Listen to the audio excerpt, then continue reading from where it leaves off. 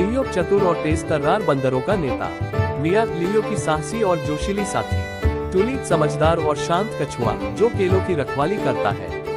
लियो एक चालाक और सूझबूझ वाला बंदर, हमेशा अपने समूह को हर चुनौती से बाहर निकालता था। उसकी सबसे करीबी दोस्त मिया जोश और साहस से भरी हुई थी, हमेशा किसी नए रोमांच के लिए तैयार रहती थी। उनका घर हरा भरा घना जंगल जीवन से भरा हुआ था। ऊंचे ऊंचे पेड़ आसमान को छूते थे, उनकी छाया जंगल की जमीन पर ठंडक फैलाती थी। दूर से पक्षियों की चहचहाहट और नदी की कलकल सुनाई देती थी। लेकिन एक समस्या थी, स्वादिष्ट केलों का बगीचा हमेशा कछुआ टुली की नजर में रहता था।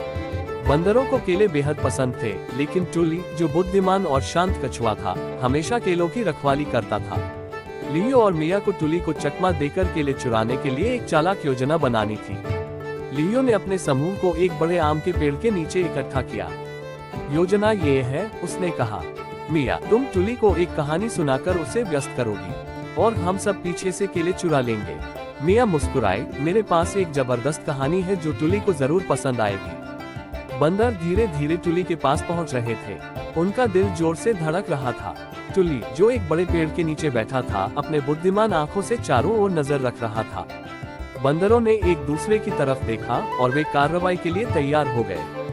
ध्यान भटकाना। मिया साहस के साथ आगे बढ़ी, अरे टुली, क्या तुमने कभी सुना है कि जंगल कैसे बना? टुली ने धीरे से पलकें झपकाई और मुस्कुराया। मुझे कहानियां सुनना अच्छा लगता है, उसने कहा और आराम से सुनने बैठ गया। योजना का क्रियान्वयन। जब मिया कहानी सुनाने में मग्न थी, बाकी बंदर चुपके से पीछे जाकर केले इकट्ठा करने लगे। लेकिन हर सूखी पत्ती पर कदम रखने से बंदर सहम जाते, डरते कि कहीं टुली सुन न ले।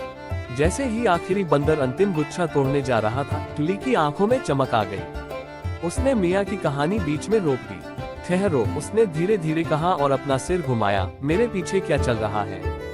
लियो ने जल्दी से इशारा किया और सभी बंदर केले लेकर पेड़ों में भाग गए। सभी हंसते हुए और थकान से हौंकते हुए एक सुरक्षित स्थान पर पहुंचे। लियो ने कहा, हमने कर दिखाया। लेकिन मिया थोड़ी शर्मिंदा होते हुए बोली, शायद हमें कुछ केले वापस टुली को लौटा देने चाहिए। वह हमेशा हमारे साथ अच्छा व्यवहार करता है। परिवर्तन पर विचार। बंदरों ने सहमति जताई और महसूस किया कि यह सिर्फ केलों के बारे में नहीं था, बल्कि टुली के साथ ईमानदारी बरतने की, जो हमेशा धैर्य और समझदारी से काम लेता था। कहानी का समापन। जब बंदरों ने कुछ केले टुली को लौटाए, तो उसने मुस्कुराते हुए कहा, अच्छी कहानी और अच्छा सबक। फिर उन्होंने केले साझा किए और सब साथ बैठकर अपनी जंगल की कहानियों का मजा लेने लगे।